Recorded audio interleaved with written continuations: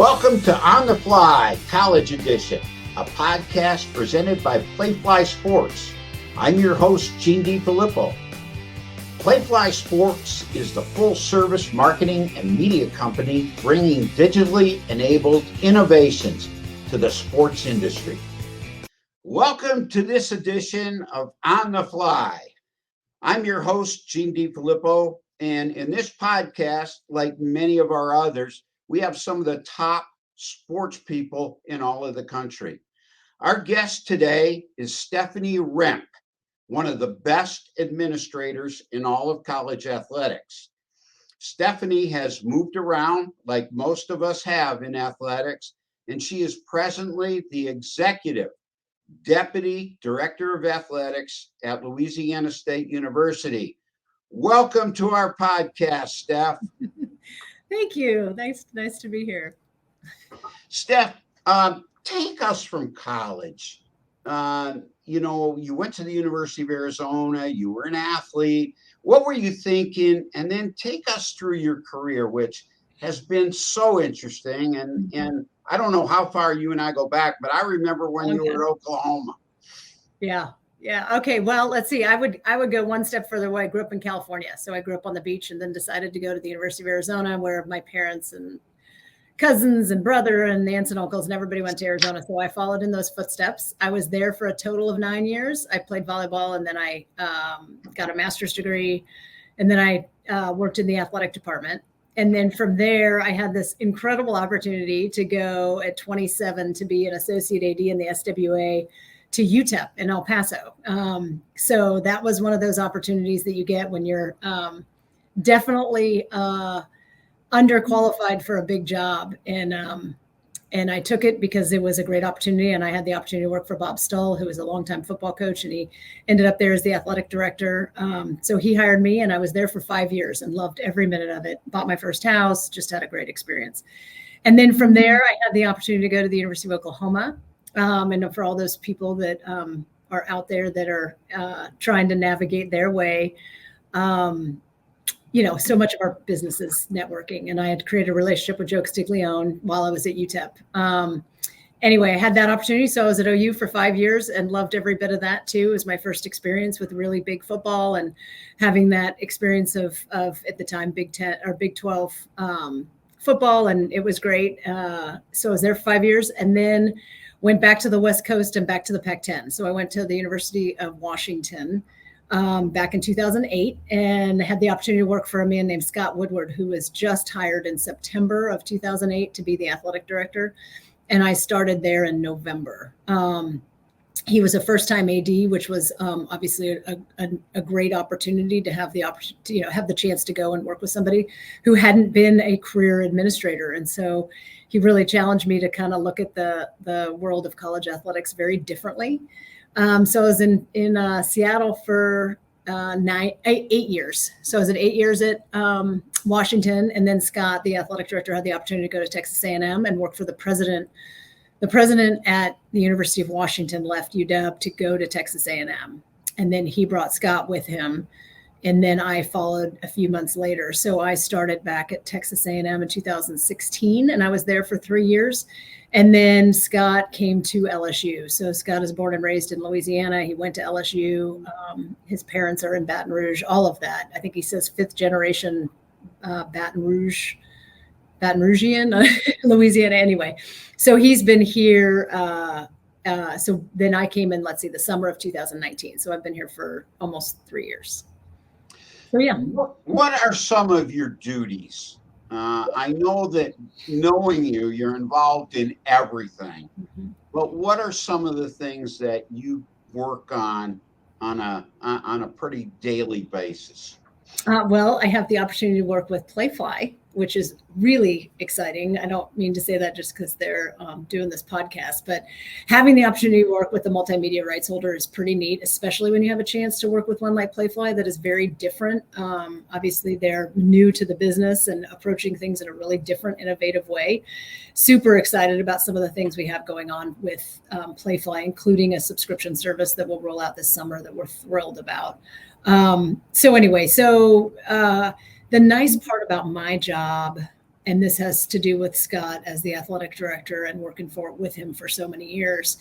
He really lets me and my counterpart, Virg Osbury, the two of us are both executive deputies, and basically the entire department reports through the two of us. And so as a result of that, I get to touch everything. So everything that runs in an athletic department, from our finances to Playfly to NIL to academics and everything. And then in addition, we get to work directly with TAF, who's our nonprofit 501c3 that is responsible for all of our fundraising. So I liaison with TAF on a everyday practically basis. And then our academic center is actually outside of athletics. So I get to work with the academic center and liaison with them, and then the multimedia rights holder. And then we've had some opportunities. We had a big announcement campus wide, I don't know, maybe a month ago, that we have this new championship healthcare partnership with Our Lady of the Lake Hospital, which is in town. And the partnership is campus wide. And we announced the largest gift in the history of LSU from Our Lady of the Lake in this healthcare partnership. And of that, 85 million of that is coming to athletics over the course of 10 years. Yeah, it's a really, really exciting project that we had been working on for about a year, and it finally came to fruition, and we were able to announce it, just this quarter. So anyway, just everything we're talking about. We're working with Populous and with CSL on studying our facilities, and even some potential development projects where we're developing land in the kind of in our footprint, and working with the community about that. We've had I tell a story every new employee. I have the opportunity to meet with every new employee, and just this morning I met with our entire new men's basketball staff. So they have about probably 10 or 12 new people. And so the reason that we meet with them, that I meet with them or each new employee, is because since 2019 to today, LSU's been through a lot. And so it's important to share all the things we've been through so we can focus on what's important today and people can understand that. And that goes from, our recent men's basketball challenges. That started in March of 2019. And then we won our football national championship 15-0 season, and Joe Burrow and the Heisman in the fall of 2019. And then we had COVID, as you know, and then from that, the death of George Floyd and what we were doing with that. And then we had an $81 million deficit. And then we had the USA Today story that talked about our missteps regarding sexual assault and domestic violence. And then we had layoffs and pay cuts because of COVID. And then we were able to roll out some of the stuff we were doing with DE&I and had some significant hires. And then we had the report about what missteps we had taken. And then if you guys remember everything that happened with Les Miles at Kansas because of what had happened at LSU. And then from there, we've had, significant other things that have happened while we've been here. And so that's a big part of why we're so focused today on things like our commitment to the prevention of sexual and domestic violence and our commitment to diversity, equity, and inclusion, as well as investing in our staff. And we've had 8 head coaching changes in the last 2.5 years, which, as you know, is no small task, onboarding 8 new head coaches over a short period of time. That is really monumental, breaking them in and making sure they understand the culture and the rules. And wow, they're lucky to have you there, Steph. Oh yeah. Well, it's lucky to be here. I feel like the reason we've been able to get through all of this stuff is because the people at LSU and how hard and how people are so committed to LSU, and they're so committed to doing this right. We have a new president that started in May, and he's been phenomenal. And so there's just a lot of people working in the same direction to make sure we're not making the same mistakes twice, and we're going forward and making sure that this is a transformational place to work, and everybody is aligned in our commitments and what we're focused on. And obviously NIL and some of those things are a big part of what we do as well. Steph, you and I have been in this business for a long, long time. We've been everywhere. You were at Texas A&M. I've been at Tennessee, and there's some great venues across the country, Texas and Ohio State and Michigan, and we can go on and on. It's something else when you play at night in Baton Rouge. Can you just describe a little bit? Yes, I can. So I didn't, I'd never, obviously I hadn't spent any time in Baton Rouge. When I was at A&M, we played here in football, but I really hadn't experienced it until moving here. And then to get it firsthand in 2019, when we went 15-0 with Joe Burrow as your quarterback, was pretty remarkable. But what everybody says about Louisiana, about LSU, it's our people, our values, and our culture that make this place so unique. And when you go into Tiger Stadium, it's the people and the culture. And, the stadium is old. And if you leave the bowl of the stadium, there are a lot of issues with concessions and restrooms and access and all that stuff. But as soon as you get inside the bowl, it's magic. And so much of it is our students, the tailgating experience around it, obviously what happens on the field, the band, all of those things. It is a very unique experience coming to LSU for a football game, no question. It sure is. And it's a tough place to win. There's a lot of places that are tough to win. I'm not sure LSU may be the toughest place to go on the road and win. That's my take. Mm-hmm. Hey, Steph, what advice would you give to a young Stephanie Rempe on her way up? That's a great question. I do feel like everything that you do, somebody is noticing. And so when you are approaching everything you do, whether it's who you meet, walking into the office, how you perform your tasks, how you sit at meetings, how you interact with the public, somebody is noticing, and they're either noticing something significant, and it could be, any particular direction. And I don't think people always realize that. And once you make an impression on somebody, especially if it's the first impression, it does have an impact. And so make sure it's a really good impact. I think that's something. And then, you have to decide if you want to be in this profession and why. And if you figure out why, then continue to follow that. And then just decide what's important to you when you're making your decisions on this profession and where it's leading you and all of that. A lot of people at LSU, they're in this business because they love LSU and they want to be in Baton Rouge and working at LSU. And so when that's the case, then you're going to do a really good job and care about the institution, which can lead to a variety of different things. If you get in it because you want to be an athletic director and you realize you're going to have to move all across the country, then face that. If you want to be close to family, or you want to be in the SEC, or you want to be with big sports, all those things help you factor in the decisions that you take for your career path. And so, I don't know, pay attention and figure out what those things are, and they can change, but yeah. And then, you know what? I've got a new one. I've said this quote probably 5 times in the last 2 weeks because I just heard it recently. And this has to do with our profession right now.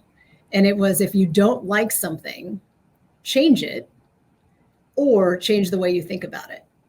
And to me, that plays right into NIL, right? So many of us that are career administrators struggle with this NIL thing. And if you struggle with it, there's not a lot that you can do, right? It's here to stay. And so if you're going to work in this profession, figure out a different way to approach it and figure out a different way to look at NIL, because it's here to stay and we've got to embrace it and we've got to move forward. And we feel like we've done a remarkable job at LSU about making sure we're embracing it. From a year before it even was announced, we were on top of this and doing a lot of stuff in preparation for July 1st, 2021. And we knew we had to look at it differently. It's so different than when you and I started in this profession. Yeah, but embrace it and look at it differently. You know what? You're exactly right. We've had a lot of changes through the years. Me more so than you. I'm older, but you have 2 choices. Mm-hmm. You know what? You either change it if you can, or you make the best of it. And that's that's great advice. That is really good advice. I can't take credit for it. Somebody else said it, but well, the advice I give to people is, remember that the true warrior enjoys the process as much as he or she enjoys the prize. Yeah.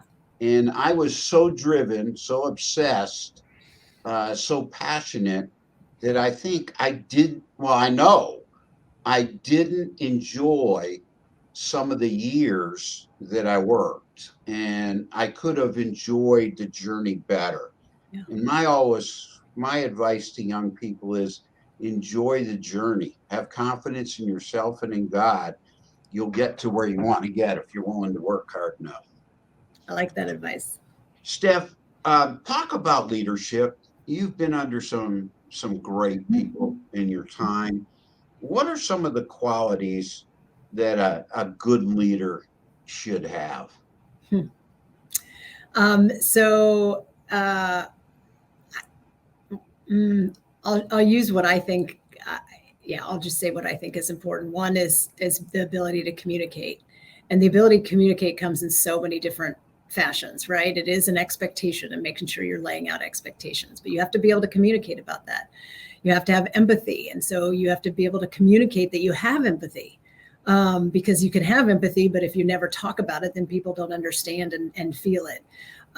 There has to be accountability, but in order to have accountability, you have to be able to communicate it. And so if you're communicating effectively, then people understand the accountability and they understand the expectations and they understand that you're empathetic for their particular path and their particular challenges. And I've only worked at public institutions, and transparency is a big one for me. And I found that out when I started working in an environment where I realized the best way I learned was being in a transparent environment where everybody talked about everything. So if you're sharing things, you're teaching other people. And that's when I learned so much, is when I was around people that created a transparent work environment. And so I think that isn't the case for everybody, but is for me. I would rather be transparent with everybody, so they understand the decision-making process, that they understand where your head is. And again, it always comes back to the ability to communicate about those things. So accountability and then creating expectations and being transparent and having empathy, I think are pretty important leadership qualities. Well said. Well said. Steph, you've had a lot of great wins. You've had some tough losses in your career. You've had a lot of things. What are some of the most rewarding things that you can remember in your career? Gosh, that's a great question. So when you think about great wins and losses, I instantly went to a softball game in 2009 at UMass when I was at the University of Washington, and UW's team was ranked very high, but they didn't have lights. So that was when you couldn't host without lights. And so they were sent on the road. The first was to UMass, then to Georgia Tech, and then to the World Series for 3 weeks in a row. But the first weekend was at UMass. And because they had lights, they wanted to play at night. And so it was this Sunday night game where they pulled the lights out. And I'm not kidding. It was a duel of two of the best pitchers. One was Danielle Laurie, who was National Player of the Year. And this other woman, and I wish I remember her name because I've used this often, literally went 15 innings until the dark of night, and some crazy things happened. But the appreciation of watching two outstanding pitchers compete, like I don't know if I've ever seen two people compete as hard as those two individuals competed. And unfortunately, it was a regional game at some crazy hour of the night that wasn't on television, and very few people got to see it. But watching somebody like Danielle Laurie go after it that night, and then to continue on and go down to Georgia Tech and win 2, and then go to the World Series and win the national championship, was remarkable. And for Heather Tarr, who was the head coach at the time, or she still is the head coach, who played at Washington and then had just started coaching there, and for her to win her first national championship with a player like Danielle, and a shortstop with Jen Salling and Ashley Chambers, and this group of women that were absolutely amazing. And I still remember a colleague of mine talking about her son, who was probably 6 or 8 at the time, and she asked him who her favorite athlete was, and he said Danielle Laurie. And when you can have little boys in elementary schools favorite athlete being females, it's a pretty special, monumental time. And to watch things like that happen. And now obviously the celebration of 50 years of Title IX is pretty remarkable this year. And so I don't know if that answers the questions, but that's what came to mind for a pretty, that's a wonderful story. It really is. Imagine the young guy saying that the pitcher was his favorite athlete. And that's what this is about. Mm-hmm. Oh, that's terrific. Yeah. When are you at your best? I'm going to say, knowing you, that, and this is just my opinion, you're at your best when you're with the student athletes and you're really helping them to become men and women and to be better each and every day. That's my take on you. But, could you expand a little bit on that? Sure, I can try. Obviously I got into this profession because of the impact college athletics had on me as a student athlete and my role as a student athlete, different experiences I had. And some of the things that drove me at Arizona, at UTEP, at Oklahoma for sure, was figuring out how to be a role model for the student athletes, how to continue to put them in a position where they could demonstrate leadership and their holistic experience as student athletes, not just on the competition arena or whatever. Super important. But what I've found in my career as I get further and further along, I realize the impact that I can have is probably more so on the people that surround the student athletes. And so I have this thing, and we've had a huge focus on hiring over the past 2 years, say at LSU. And there's no question the most important thing that we all have in our lives is our student athletes, by far. Student athletes are the center of every single thing we do, every decision we make. But I believe the most significant way that you can truly impact our student athletes is to surround them with the best people.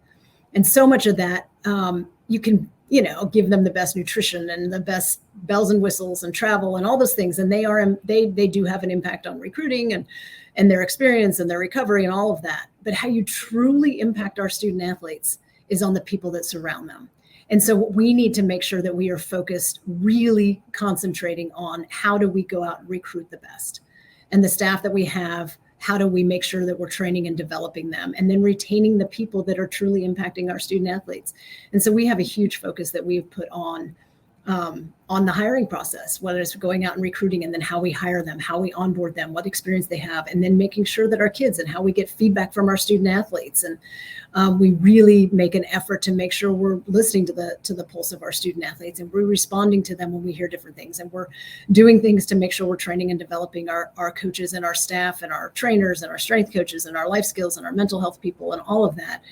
And so for me to think in my role that I can truly impact student athletes is truly not, for me personally, to impact them is not as significant as probably I got into this business thinking it could be. But I've figured out how to rechannel my energy and make sure that I'm doing what I can to ensure that our staff that is directly touching our student athletes is really impacting them. Wow. You can see now why I said that she's one of the very, very best administrators in the country. Being a friend and knowing you for a long time, you're also a terrific mother and a terrific wife. How do you balance all the things that are on your plate from a family standpoint, a business standpoint, having enough time for you to do a few things that you enjoy, and getting away and relaxing a little bit? How do you balance it all? Well, I think the first thing is defining what balance is, right? There really isn't a true balance, right? You've just got to do the best you can with what you've got. And I will tell you, I've had the struggles that every woman and probably man too in this profession has had. And I know for me, I was a very late. I didn't get married till I was 38. I had my first kid at 39 and then the second one at 42. So that is not the traditional way that things go. But because of that, I got to build my career first. And then when I had children, I was able to balance it in a different way. But I will tell you what's hard is that for me, I'm pretty old school, right? I grew up where how much time you put in the office and showing up to every event and, beating everybody at the office and outworking everybody and all those things is what I built my career on. And now as I look back at that, I don't know any different. Although I know that there are people in this profession now that do have children, and we do a lot of things to make sure that we're supporting them and create an environment where people can bring their families and feel comfortable. And I do that by making sure mine are here so that other people feel comfortable having their children here. But our profession is one that for me, so much of my, what I think is valuable is developing relationships with people. And developing relationships takes time. And time is what you have less of when you are trying to figure out kids and all of that type of stuff. So I think you have to have a boss and a support system that know how to help you when you have kids' games that you want to go to, or you need help picking somebody up at school, or you have to bring your kids to something when maybe kids shouldn't necessarily, it's maybe not the best environment for kids, but you can bring them because you know that that's the way you make this work. And so our kids are resilient, and they are confident, and they are happy, and they both still have their arms and legs, and you just do the best you can, and you make it work, and you love your kids, and you love having them around, and you obviously need a supportive spouse. And I don't think there's any magic formula. And I think it matters for every person. What do people need? And for me, I don't need a lot, right? So I get up at 4:37 every single morning, and I go to my boot camp, and I listen to my book tape on the way there and the way back, and then I start my day. So that's the time that I get for myself. But then otherwise, other than that hour in the morning, it's never about, it's never for me or about me or time with me. It's either about my kids or my job or my husband.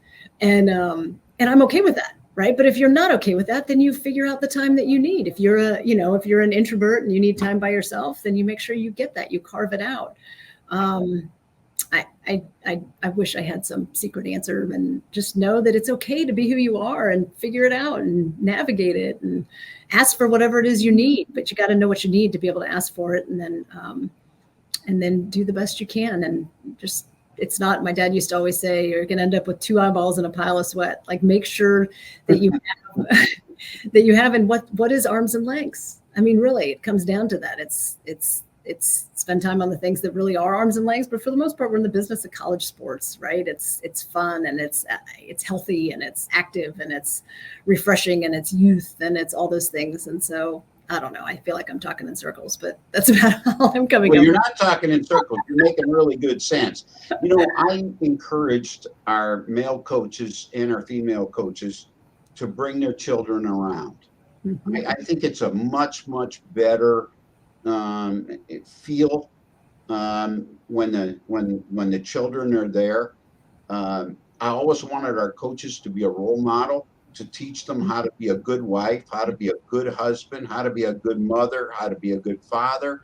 There's more to it than just coaching. Mm-hmm. And so when the children were around, it was fun. Mm-hmm. And it was great for the kids. Mm-hmm. They got to see mom and dad in action, which was really nice. Yeah, I couldn't agree more. And it's fun when you see the coaches or staff members' kids around, and then when you get to know them, and then you watch them grow up. And when when your kids meet other people, and then people know your own children, I don't know if and I didn't understand that until having kids, that there probably isn't anything more impactful to me than seeing people talk and engage with my own children. Like, it's really neat to see that people will take the time and want to know your kids' names or what makes them tick. It's really impactful. And knowing how that impacts me, I want to make sure I do that with other colleagues' kids as well. That's great. Stephanie, is there anything that you want to say that you didn't have a chance to say, that I didn't ask you? That one of the things that I have found here that I've just been so inspired by is the opportunity to watch I always say it's like these 30 to 45-year-olds that are on our staff, that are people, and I mentioned, kind of talked about them a little bit earlier, people that are at LSU because they love this place. They either went to school here, or they're from here, or they've come for this opportunity. And watching all of them absolutely have these wings and go and fly and conquer the world. And I could name 10 different individuals on our staff that 2.5 years ago, we didn't know who they were. And you move some things out of the way and you watch the ones that are ready to conquer the world in whatever area they have. And when you find them and you can help give them their wings and watch them take off is amazing. And so from that here, I've seen it more here than anywhere I've been. And I just would encourage, whether it's one of those 30 to 45-year-olds, to find somebody to champion you, to give you those opportunities to see how good you can be, to find those and ask them for that opportunity. And if you're like you or me, an older administrator, go find those people on your staff that haven't been tapped and see if they can step up and do these things. Because the people that I'm talking about that are here were in these really interesting roles and they've just been working. And all of a sudden you find them and you put them in a little bit of a different role, or you give them a little different responsibility. And I'm not kidding, get out of their way, because they're ready to go conquer the world. And we have a guy here who's been fantastic, but he's leaving to take another job at another school. And I told him, I said that one of the biggest things you're going to get used to is there's very few places that have the number of exceptional people here that are all these young aspiring, I don't even want to say administrators, because they have various areas that they're responsible for. And I think that's a testament to LSU. It's a testament to opportunity. And so whenever people see those people or they are one of those people and nobody's ever asked you to step up, find somebody that'll let you step up and show them how good you can be. And I'm just watching it here has been really, truly remarkable to see these phenomenal people tackle these really cool opportunities. And it's just been fun. So. Wow. You know what? I knew you'd be awesome. But you're awesome plus. Wow, the passion, the just the love you have for what you do it comes across unbelievably. Thanks, Gene. Wow. We had a fun profession here. We're out of time on this week's On the Fly College Edition. I'm your host, Gene DeFilippo. Thanks for your time this time, and we'll see you next time.